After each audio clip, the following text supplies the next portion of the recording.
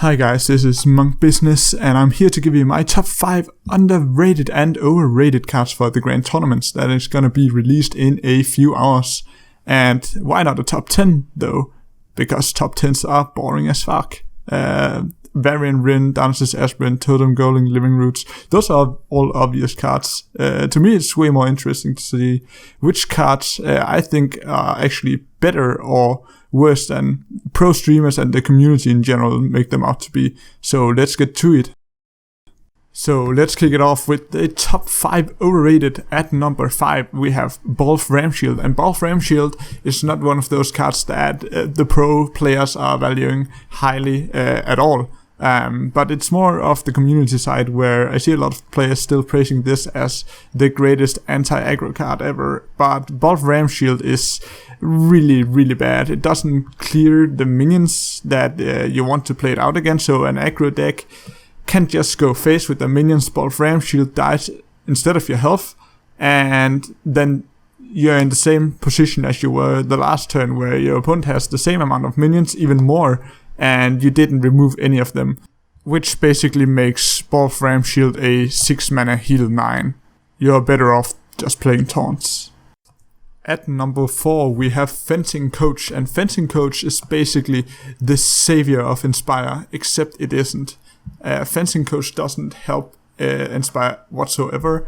The idea behind Fencing Coach is to save up your hero power for a later time where you can combo it with one of your Inspire mechanics, for example Coda Rider or Nexus Champion Charade. But the biggest problem is that those cards already have kinda bad stats by themselves, and you're not gonna be able to get back the tempo that you lost from playing a 3 mana 2/2 by getting a free spell on turn 5 with a 4/5 Nexus Champion. You're still behind on the board, and I feel like Fencing Coach doesn't help you whatsoever. So therefore Fencing Coach is definitely bad. I am cheating a little bit with number 3 because I actually have 2 cards here, Elemental Destruction and Healing Wave. Elemental Destruction is a frame strike that also kills your own board that you can play early on in the game if needed be, or you can play it together with a minion in order to push your board a little bit the same turn you play it.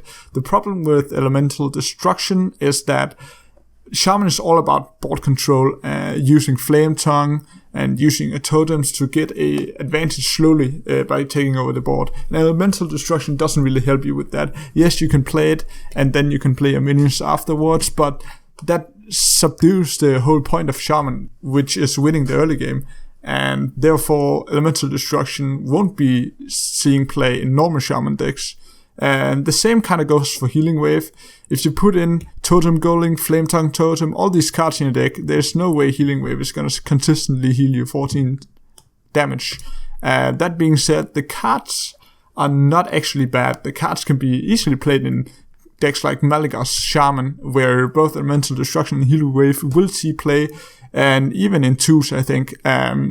And that deck is going to be a pain in the ass to play against. But in general, I think these 2 cards are rated too high because they are not your typical Shaman cards.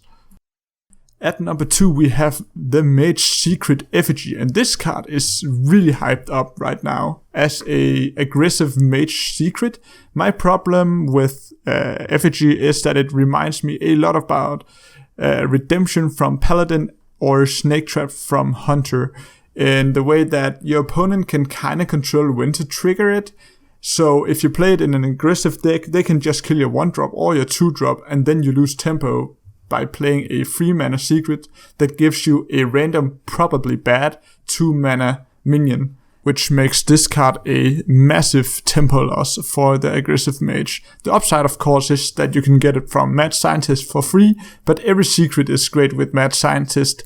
And the problems are gonna occur when you have Effigy in your hand and you don't really want to play it for 3 mana because you know, well, your opponent can kinda play around it, unlike Mirror Entity that actually disrupts your opponent's next turn, which is usually gonna be 4+ after you play it from your hand. So therefore I think Effigy is overvalued. And the absolutely most overrated card for the Grand Tournament is gonna be Chillmore, this new 7 mana 6/6 dragon that has a free damage AoE on everything if you're holding a dragon when it dies. So the biggest problem of Chillmaw is that it's a 7 mana 6/6. That's really bad. And if your opponent has, let's say, 3 or 4 creatures, they can just trade in all the small creatures into your Chillmaw. Chillmaw does his AoE damage effect, and if the opponent has any big creatures on their field, like a typical Zoo deck would easily have on turn 7, then those creatures doesn't actually die, and your Chillmaw basically did nothing. So Chillmaw is really just a glorified Abomination, and putting Dragon on Abomination just doesn't save it. With the overrated list out of the way, let's look at my top 5 underrated cards for the Grand Tournament. At number 5 we have Savage Combatant, the new Druid 4-drop. And Savage Combatant is a very interesting card because it has the reverse Yeti stats, and yes, those are typically rated as worse than Yeti. But in many situations, 5/4 can actually also be better, as you can trade it into Sludge Belchers, you can trade it into Lothep. There's a lot of 5 health minions. But what makes Savage Combatant very interesting is that you can combine it with cards like Innovate to great effect. And you can even, if it survives for 1 turn, it becomes a great value card. And why is that? Well, when you play Innovate to get out Savage Combatant, you basically lose a card from your hand. But having Savage Combatant on the field means that your hero power becomes kind of the value of a card. For example, using a hero power basically makes it into a Fiery War Axe with 1 charge. And that is very strong. That's the value of a card, and can therefore kind of get you value back if you used your coins or innovates to get Savage Combatant out early, and can easily control the board while you punish them for 5 damage each turn. And the other way around, you can also play it as a turn 4 and innovate for that instant 0 mana Dark Bomb, or you can play it on turn 6 as a mini Fire Elemental. And together with Darkness's Aspirant, which makes power grow on 4 drops, because you can play it on turn 2. If it survives for 1 turn, you can play 4 drops. I think Savage Combatant is the perfect fit for almost any druid in the upcoming meta. At number 4, I have the new warrior spell Bash that deals 3 damage and gives you 3 armor. And the great effect of Bash is that it's a 3 mana card. Warrior in general doesn't have too many of those. They kind of have shield block. Otherwise, there's not too much you want to do on turn 3. And the power of Bash is also that you can combine it together with a weapon. Typically, you're using your Fiery War Axe. You can use it once each turn. But with Bash, you can use 2 removal spells on 1 turn if needed be. And the very interesting thing is also that with the new addition of Varian Rin into the warrior deck, it's even more, well, when you play Varian Rin, you just win. So it's even more about survival and even less about advantage, as Varian Rin will give you that advantage. And also, you typically don't want to draw out all the cards in your deck, so with Varian Rin, 3 extra draws, can you really afford to have shield block? I'm not even sure anymore, so Bash is a great replacement, and I feel like Bash is severely underrated for what it actually is. At number 3, we have Power Shot, the new 3 mana, deal 2 damage to approximately 3 targets for Hunter. And Power Shot is a very interesting card because it's actually a strong control card, something that Hunter is not typically accustomed to using in the deck.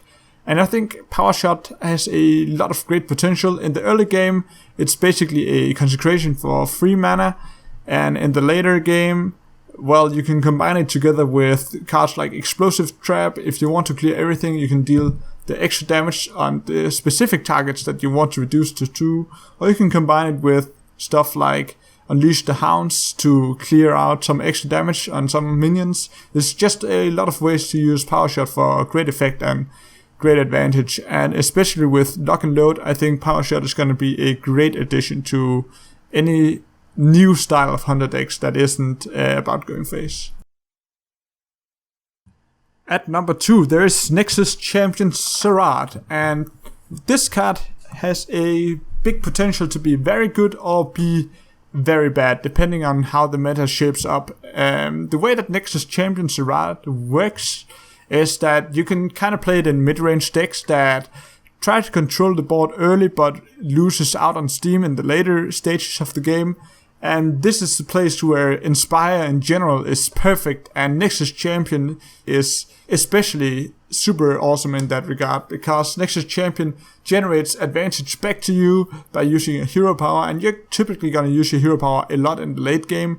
If you already establish control with your early game pressure, you can hope for Nexus Champion to survive multiple turns, and therefore gives you back the necessary resources you need to finish or end out the game. And this is what Inspire needed to be. And there's a lot of bad Inspire cards, and I think Nexus Champion is one of the best of them all. And at number 1, we have Gormok the Impaler. And Gormok the Impaler is one of those cards where you look at it and you say to yourself, well, it's super hard to get 4 minions out on the board. But is it really? Think about card decks like Zoo, where you have Imp Gangmaster, you have Implosion, you have a lot of cheap minions, you have Death Rattles that summons even more things. Gormok the Impaler is so strong that even if you played it on turn 5, if you played it on turn 6, if you played it on turn 7, it has enough momentum for your opponent to never be able to come back if you're playing a aggressive deck. And therefore I think Gormok the Impaler has the potential to be one of the sickest cards, one of the most crazy cards in the new set that everyone is going to whine about. Yeah, sometimes it's going to be a 4/4 for 4. It's not going to be ideal. But if you can even just say 50% of the time it's going to be 4 mana, deal 4 damage, then that is insane. And Gormok is therefore the most underrated card from the Grand Tournament. That was my top 5 underrated and overrated cards for the Grand Tournament. I hope that my predictions will be right, but of course it's not as easy as saying Variant Win is good or not. I hope you enjoyed it, and I will try to make more short, digestive videos in the future. Remember to subscribe if you want to see more, and like if you liked it. It helps me out a lot and my team a lot.